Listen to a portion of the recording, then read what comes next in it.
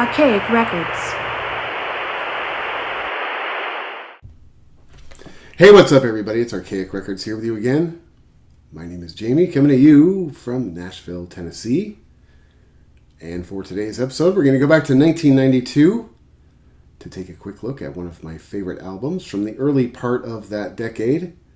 The self-titled debut album by American alt-rockers Cracker.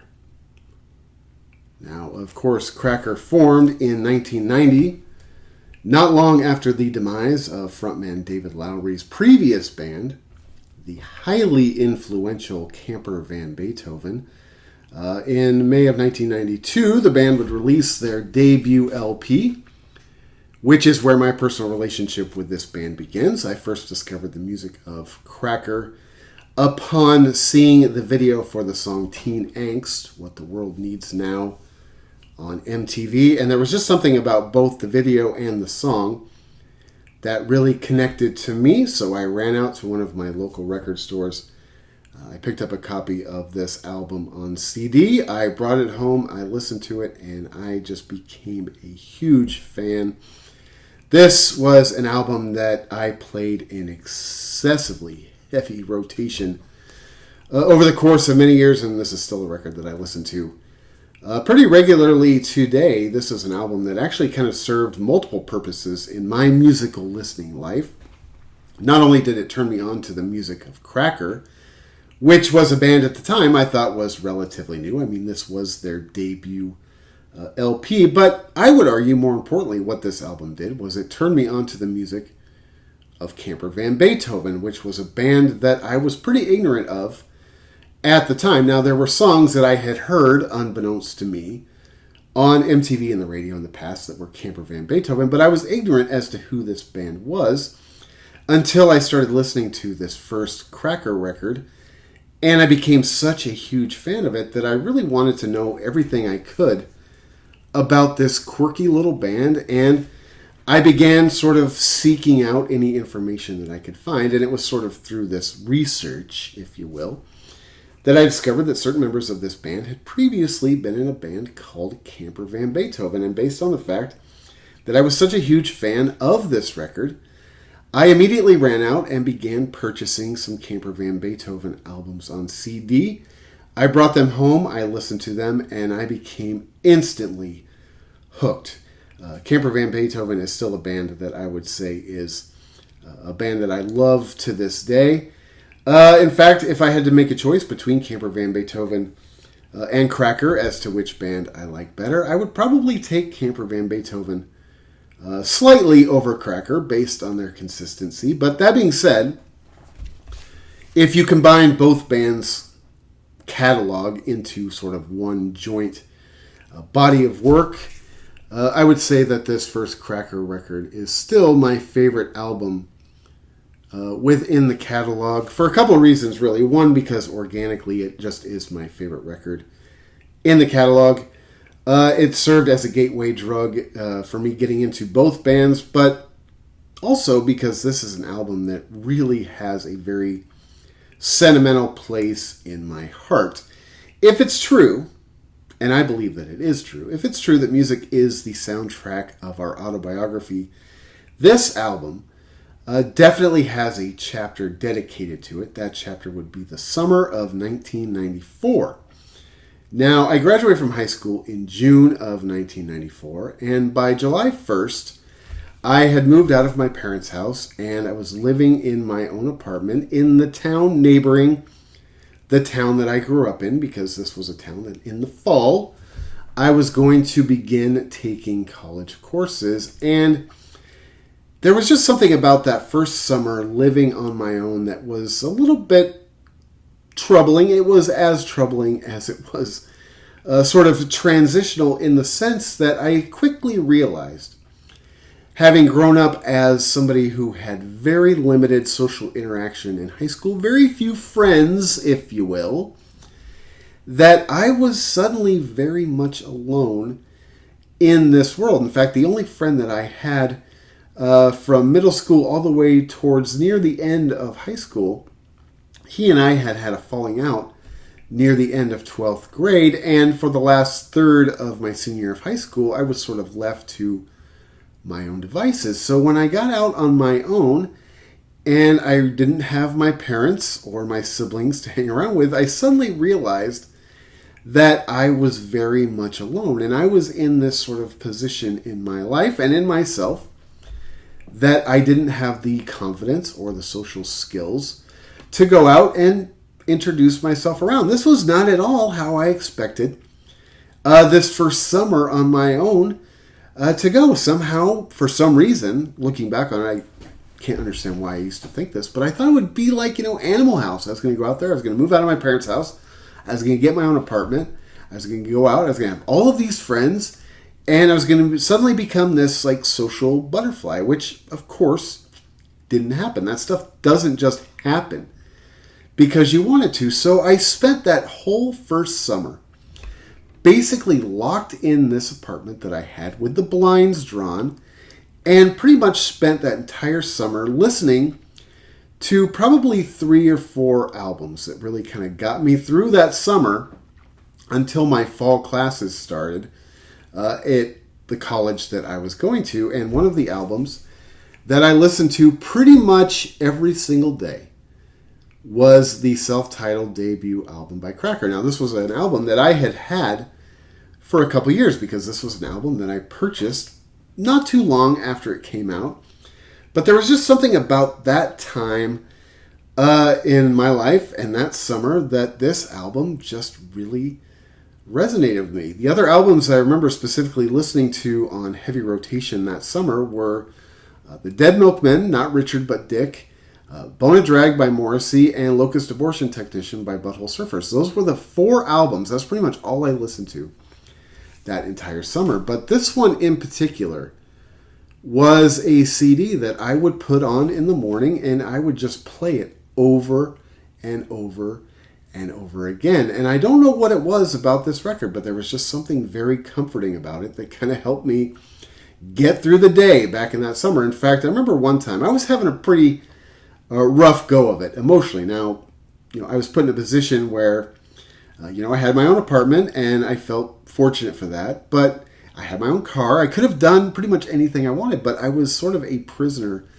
of my own sort of lack of self-esteem and my own social anxiety, and I had basically put myself in this self-imposed prison for this entire summer. Looking back on it, it was as depressing a summer as I've ever experienced, but it was interesting because this record definitely was one of the things that helped me get out of, or not even really get out of it. It was just one of those things that kind of helped me get through that sticky first summer living out on my own. Now, what I should have done, looking back on it, was I should have gone out and gotten a job, which, to be perfectly honest with you, I didn't even really have the confidence in myself at that point in time to even really go out and fill out job applications. I remember specifically, I went and I got a job interview at this place in Chico, which is where I was living at the time, Chico, California. There's this cool place called Woodstock's Pizza. And I remember it was a place that all these like cool people worked. And I was very intimidated to go in there and apply. I was pretty much intimidated to go anywhere and apply for a job. But I went into this place, Woodstock's Pizza, and for some reason, they actually gave me an interview. So I went back the next day. And I remember specifically, I had wound myself into such a tight emotional knot that I completely bombed this interview, even to go work at this pizza place. And at the time, I didn't really have a lot of working experience. I'd never worked in a kitchen before. And I remember driving home from that job interview, and I was just so humiliated. It was one of those things where I knew intellectually I was kind of going through a tough time, but I thought that I was hiding it pretty well. But I can imagine that the manager who interviewed me that day at Woodstock's Pizza in Chico, I was probably giving off some mass shooter vibes. I don't even know if this was like, this was in the age of mass shooters yet, but I was probably giving off those sort of vibes. So I probably went home and I probably just listened to this record and ate way too many frozen burritos for dinner or something like that. But ironically, not only did this record helped get me through that summer. But this record actually, in a weird way, helped me make my first real new friend once I got into my fall classes, which was just a godsend. I gotta tell you, could not wait for school to start. When I graduated from high school, I was so excited about that first summer, but once I got into that summer, I could not wait for fall classes to start. But not long after fall classes started, I was sitting in the quad at the school I was attending, and this girl came up to me, and she asked me a question. I don't remember what it was. It was just something very benign. It was probably, if I knew what time it was probably something as simple as that. But I noticed that she was wearing a shirt of the band Cracker, which I believe by this point in time, the band's second album, Kerosene Hat, had come out and the song Low had blown up. And she might have been wearing a Kerosene Hat shirt. But I commented on the fact that, hey, I really like your shirt. Man, I love that band Cracker. I didn't tell her that I was a basket case and that I was basically listening to this record as life support. But her and I connected over our mutual love of the band Cracker. In fact, she was convinced that the town that we lived in, that her and I were the only two people who knew who Cracker was because nobody else had ever commented on her shirt. Now, this was a relatively rural town, but I would make the argument then and now that we weren't necessarily the only two people who knew who this band was, because I think this was post Low, and Low was a huge hit. And Kerosene Hat is a record that I like. I don't like it quite as much as this record, but this record did spawn what turned into a pretty fruitful friendship between me and this girl that I was taking classes with at the time. Not long after I met her, however, I began to sort of develop feelings for her that went beyond being just platonic, and I never quite could get the sense whether or not she felt the same way. And at the time, I was very much a low self-esteem, petrified of rejection kind of guy, so I never once, mustered up the onions to tell this girl how I felt, and she may or may not have felt the same way. But eventually, after her and I had been friends for a year and a half, she started dating another guy, and I just couldn't take it. And I wish I could sit here and tell you that I handled the situation well, but I didn't. I completely blew it, and I sort of purposely imploded the friendship. I totally sabotaged my relationship with her. And I remember even having to have one of my friends tell me later on, because I got all spun out over her dating this other guy. I thought that she was mine. For some reason, I thought I had a right to her, which is ridiculous. But one of my friends told me, it's like, dude, you had your chance, man. You should have swung when you were at the plate. She might have liked you. She might not have liked you. But you wussed out, son. And now you'll never know. But I am very eternally grateful for this record as being one of the four that sort of got me through the longest and most difficult summer of my life. I remember one day I was going through sort of a particularly dark spell, and my dad showed up at my apartment to do sort of probably a welfare check, to be honest with you. Like I said, I used to think I was hiding these things better than I probably was, but I was going through a sort of relatively dark stretch, a particularly dark stretch, I should say, and I had at the time this little ventriloquist doll that I had gotten for Christmas many years ago, and his name was Willie Talk. And I don't have Willie Talk anymore, but I remember I was going through a rough patch, and I had taken this poor ventriloquist doll, and I had hung him from the ceiling in my apartment, and because I was not exactly expecting guests, I just sort of left him hanging there. Maybe it was symbolic of what I was thinking of doing to myself. I don't know. It's possible. But my dad shows up sort of unannounced at my apartment to kind of do a hangout sort of welfare check. And he notices that my ventriloquist doll is hanging from the ceiling. And I can imagine that may have stirred up some sort of uneasiness in him as to what my mental state might have been. Anyway, it's all unimportant. What is important is that this record is still, after all of these years, is still the Jugs. This was a record that came out 32 years ago.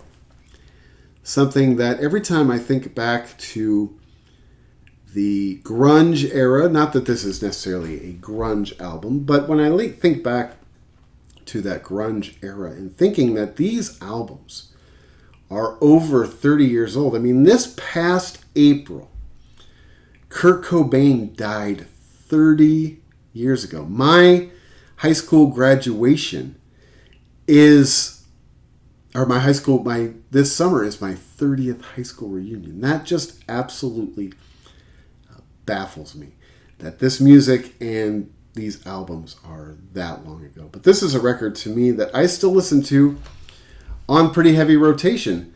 This is a record that has stood up the test of time. And as a band, Cracker, I would say, with this record and the record that followed it, Kerosene Hat, I mean, these are definitely two of the best records in the band's catalog, but they've maintained a pretty consistent level of quality, if you ask me. Now, they have put out a little bit of clunkage toward the tail end of their catalog, but this is a band that, as far as I know, is still out there, still touring. Now, they haven't put out a record in a little while, but at this point in time, the music business being what it is, I don't know that this is a band that necessarily needs to sprint out and keep putting out new records. This is a band that does tour. This is a band that I have seen live on a few different occasions, and they are always awesome live. I do remember the first time seeing Cracker was at the Warfield in San Francisco, California.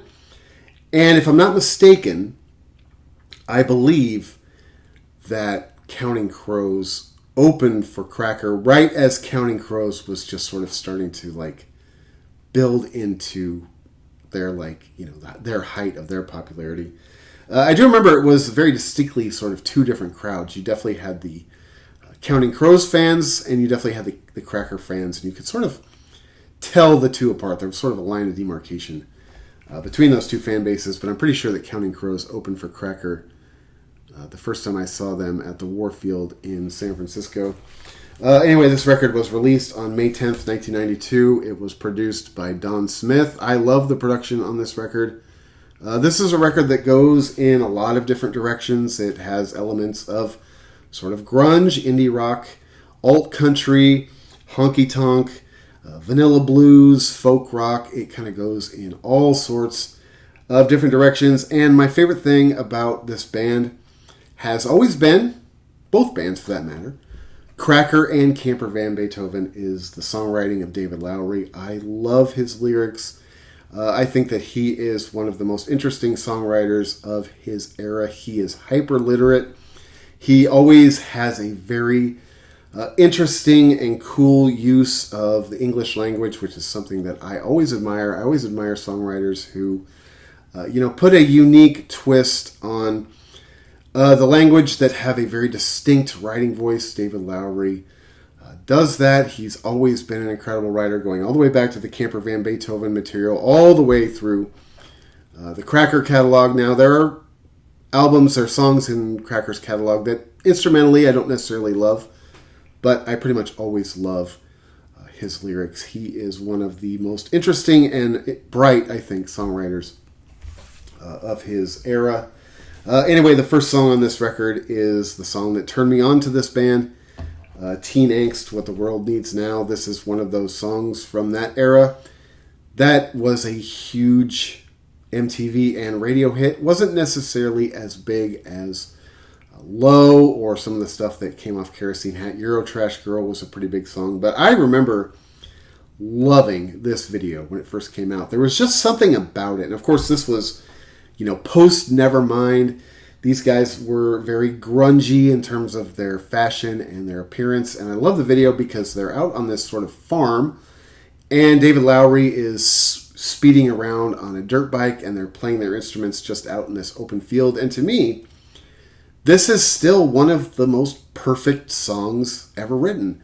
This is a song that I never get tired of. I don't care how many times I've heard it. I don't care how many times I do hear it. This is a song I will probably never get tired of. It is so, lyrically, it is so cool, and I love the sort of tempo of it. I love how heavy and punky and sort of, grungy it is. So Teen Angst to me is still one of those songs that I listen to on very heavy rotation. This song is always a song that's on like my workout playlist. So I listen to it, not all the time, if you know what I mean. Yeah. But it's despite the fact that it was a big radio song, it's one of those I never get tired of. And the fact that it was the song that was sort of my gateway into this album, which was my gateway into this band and Camper Van Beethoven and all the music of David Lowry. It's a song that I'm eternally grateful for, very sentimental over, and a song I just love to this day. The second song on this record is Happy Birthday to Me. This one's got kind of a southern indie folk rock kind of sound to it. I love this song. This song always kind of makes me think of my wife and I, because in the song he says happy birthday to you and to me. And he talks about being grateful for the small things in life. And the reason why it makes me think of my wife and I is because her and I essentially have the same birthday. Her birthday is a day after mine. Now, I'm somebody who I am not a birthday guy. I never have been, never will be. My birthday is something that could just pass. And this is cliche, but as you get older and older, it means less and less. And so my birthday to me is something that can just sort of pass in the wind, and I wouldn't miss it on years when people forget my birthdays. It doesn't really bother me because to me it doesn't really matter. But my wife, on the other hand, she is really big into her birthday, and so I like the fact that her and I essentially have the same birthday, being one day apart, because I don't really have to celebrate my birthday, and we can make her birthday into more of an event. Now, I'm not saying that just to be a great guy, because I don't really care if you think I'm a great guy, but it's true that, my wife and I, we've sort of gotten in the habit of really overly celebrating her birthday, whereas mine is just like, another year closer to the dirt nap. That's the only thing I'm really celebrating at this point in time. The third song on this record is a song called This Is Cracker Soul. This is another song that I love. This one's got kind of like a bluesy, sort of honky-tonk kind of vibe to it. I really love the lyrics to this song. It talks about at the beginning how, it's okay if you make a mess out of your life. But, when you're young, everybody makes mistakes. But this is a song that, lyrically, again, David Lowry is one of my favorite songwriters from this era. I really love the song Cracker Soul. After that is a song called I See the Light. This song has kind of a soulful, southern, kind of indie rock type of vibe to it. I really love the opening lyrics of the song when he says, I'd really like to see you now, wearing your father's combat boots. I'd rather like to be with you because we could be so dark. It's funny that this was a song that I used to sort of obsess over this girl that I was friends with, the same one I talked about just a few minutes ago. The one that sort of her and I bonded over our fandom of the band Cracker. I began to develop very intense feelings for her. And I just became obsessed, or convinced, I should say, that someday the truth will come out and her and I will end up together forever, happily ever after.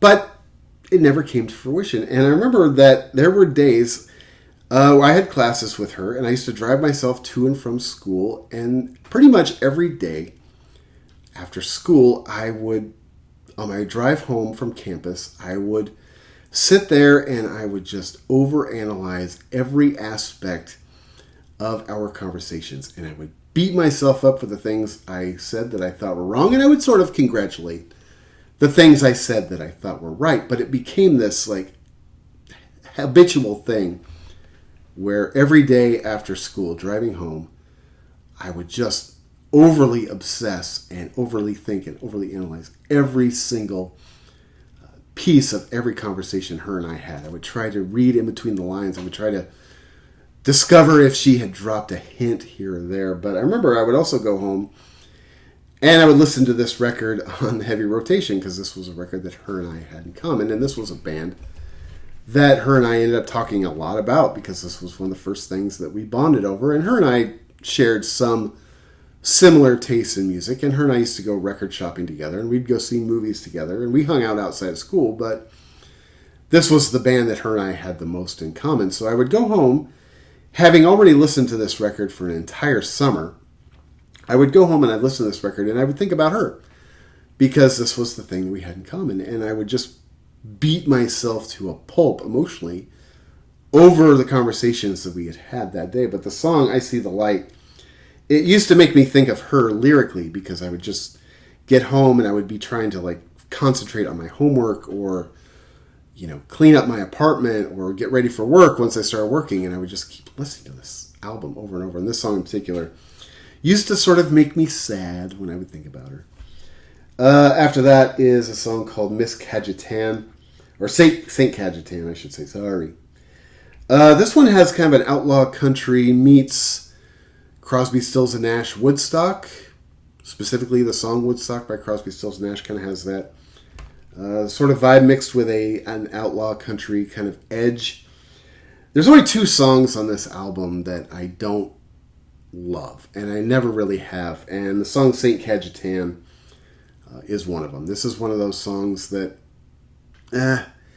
it's for me, it's not necessarily skippage, but, it sort of holds up the traffic as you're kind of mowing through this record, because this record is pretty much the jugs start to finish, and this is the one song kind of in the middle of the album that kind of kills its momentum. I've never really loved the song Saint Cajetan, but it's got an interesting instrumental track, and David Lowry's lyrics are cool. It's not one of the songs on this album that I like. There's 2 really that I think are lesser. The next song after that is Mr. Wrong. This one has sort of like an alternative kind of country honky-tonk kind of vibe to it. I love this song, Mr. Wrong. This gets you going right back on track after the song Saint Cajetan kind of derails it slightly. I love this song. This is a song that lyrically I think is sort of a masterpiece. Now, sometimes with David Lowry, when it comes to his songwriting, because he has such a strong sense of humor, you can't always tell if he's being serious or if he's working sort of sarcastically, or if he's working on tropes, with tropes, I should say. But this is a song, especially with its sort of kind of outlaw, alt, honky-tonk kind of instrumental track, that I love the lyrics. It just fits perfectly. It is just such a well-written song. Basically, it talks about how, hey, your dude's out of town, and I'm the kind of guy that's bad for you. I'm kind of like, a bad influence. I'm the kind of guy that can ruin your life, but you know that that's what you want. I love the lyric when he says, I don't care about your Mr. Right, because he's out of town tonight. Come and spend some time with Mr. Wrong. I love this song. This has always been one of my favorite songs on this record. After that is a song called Someday. This has like a real kind of straightforward, basic kind of indie rock sort of instrumental track to it. This is a pretty straightforward song, also kind of an optimistic song. This was one of the songs that, as I was listening to this album for the entirety of that summer of 1994, trying to figure out what the hell was wrong with me, which now, looking back on it, it's obvious. I guess hindsight's always 20/20, as they say. But this was a song that I used to take a fair amount of hope from, because it is optimistic. I like the lyric where he talks about, someday I'll get it right. And, right now, perhaps I'm making mistakes, but eventually I'm going to get the hang of this thing. And this was sort of one of those perfect songs for me, as I was sort of, wading into the shallow end of adult life, was, hey, I'm just sort of getting the hang of this thing.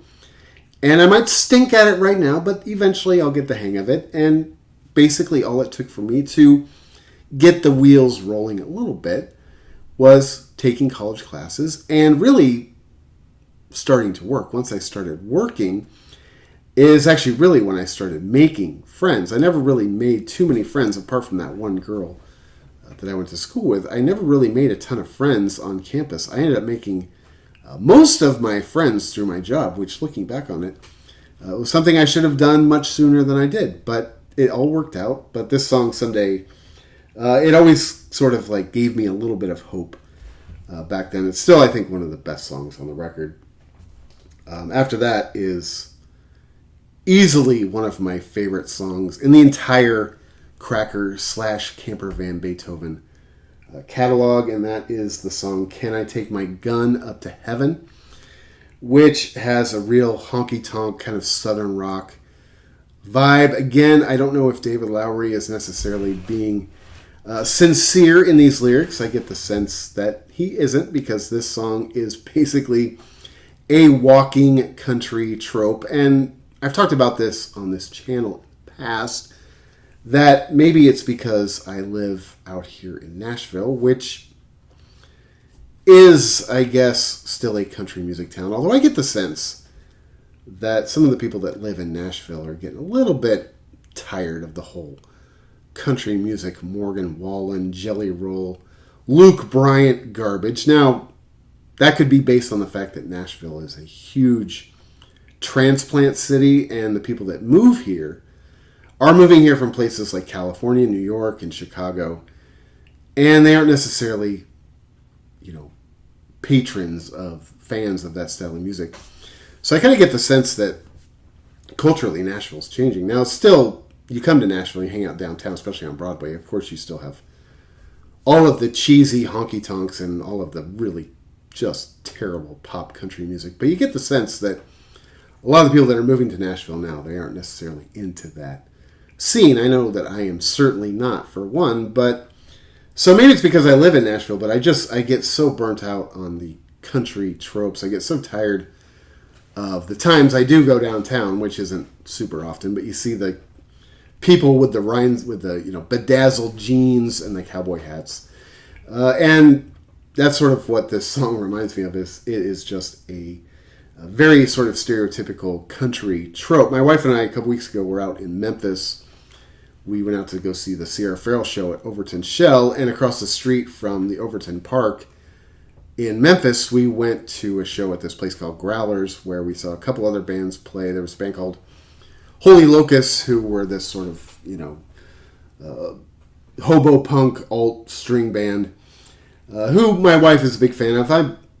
I'm casual. I thought they were okay. They were actually better than I thought they were going to be. They weren't a band that I knew that much about. I found them at least to be entertaining, but I got to tell you, and I may have made this joke before, so forgive me if I did, but it's been a long time since I've seen a band that smelled that bad. But the band that they opened for was a band called Four and the Strange Band, and it turned out that the singer for Four in the Strange Band is Hank Williams' great-grandson, so he would be Hank Four, hence Four and the Strange Band.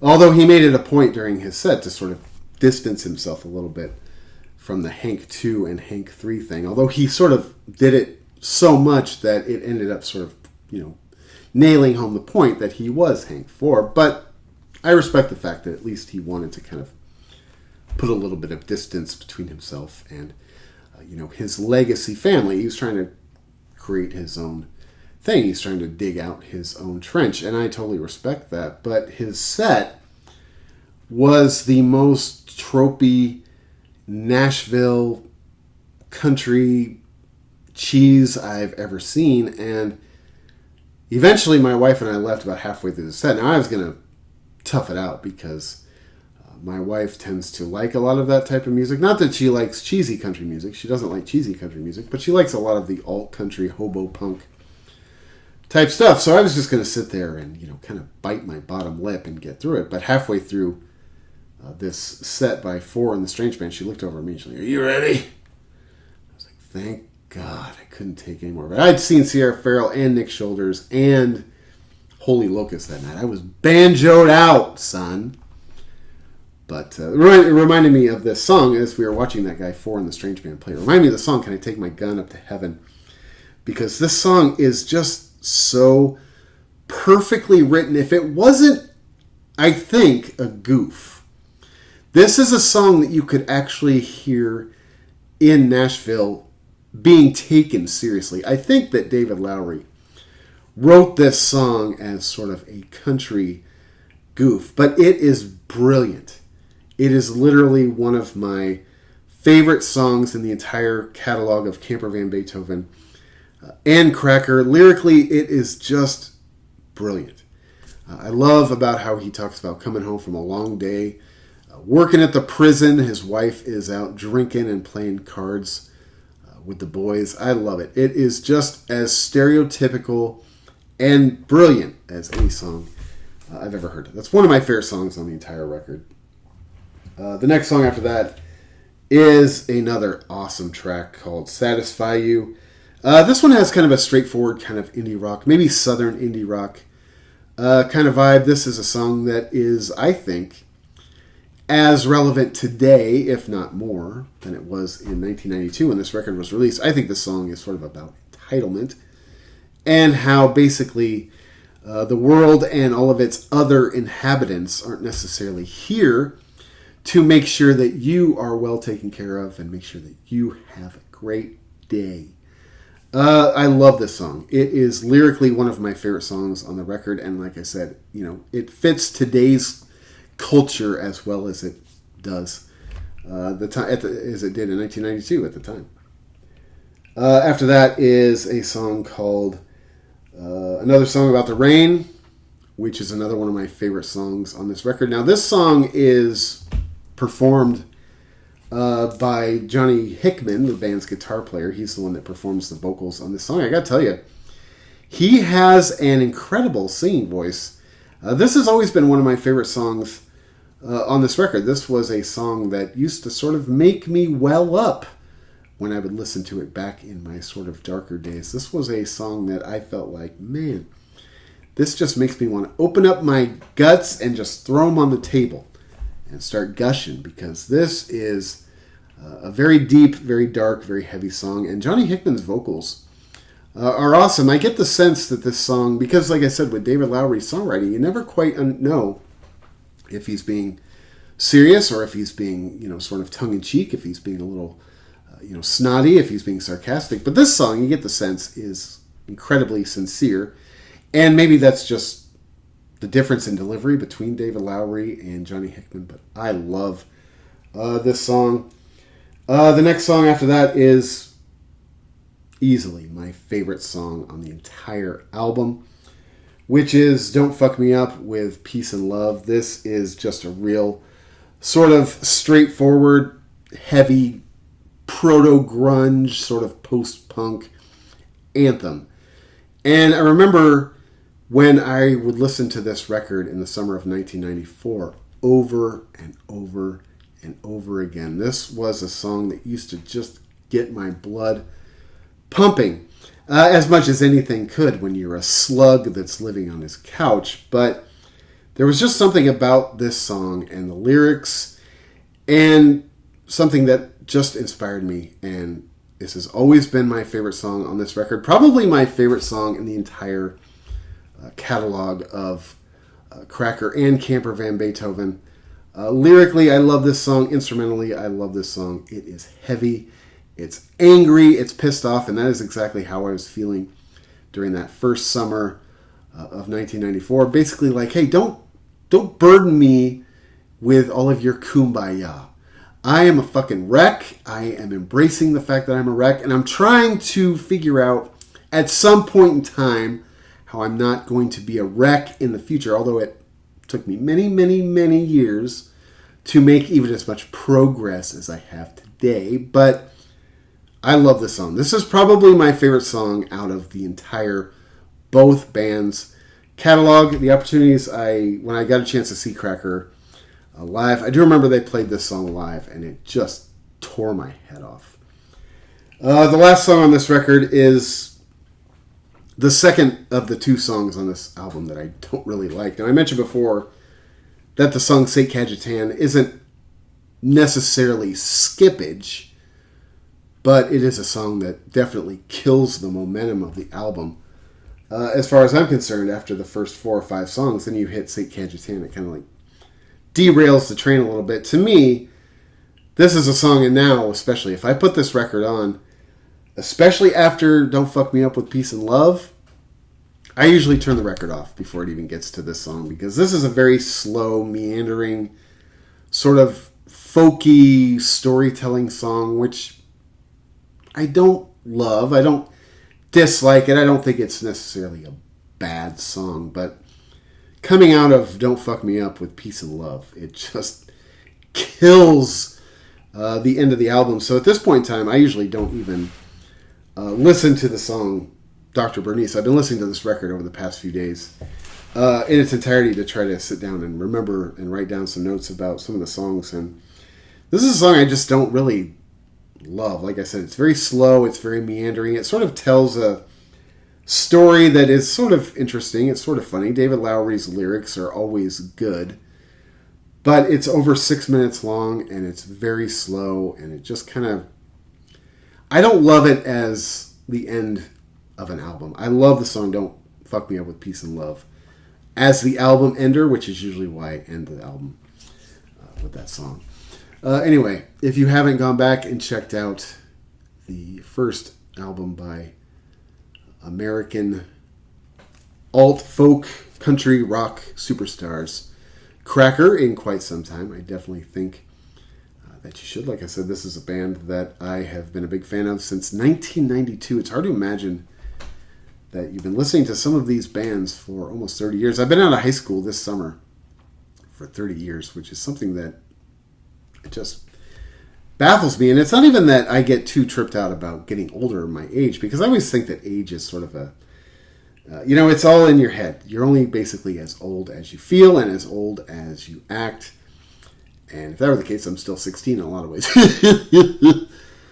But it's hard to imagine that some of these records are that old. And this is a record, like I said, that really did help me get through a very sort of interesting and, dare I say, dark period of my life, a summer of my life, that I am not particularly proud of, but this record definitely serves as nostalgia, or at least a trip back in time to that summer. And this is a record for me that is essential, at least as far as I'm concerned. My record collecting, this album is an essential. If you don't own this album, I don't know what you're doing with your life. It is a classic as far as I'm concerned. This and the follow-up album, Kerosene Hat, to me are both... they're pretty classic albums. Now, whereas I said before, I love the song Teen Angst. I never get tired of it, because it was a big hit. I still think it's one of the most perfect songs ever written. It's a song that I listen to all the time, quite frankly. It's every year I've been on Spotify. It's in my top whatever list of songs that I listen to. But Low is a song that, I don't know, I could never hear again. I think it'd be all right. But there's a lot of stuff off Kerosene Hat that I like, but I like this album, to be honest with you, much better. So if you have to choose one or the other, Kerosene Hat or Cracker, I would go in this direction. Anyway, thank you so much for checking out this video. This is Archaic Records. My name is Jamie, coming at you from Nashville, Tennessee. Be sure to go out and support your local record store. Check back most weeks for Morrissey Monday, a weekly celebration of all things Morrissey and the Smiths, as well as other record content and album reviews throughout the week. And I think that's going to do her. So until next time, my friends, talk to you then.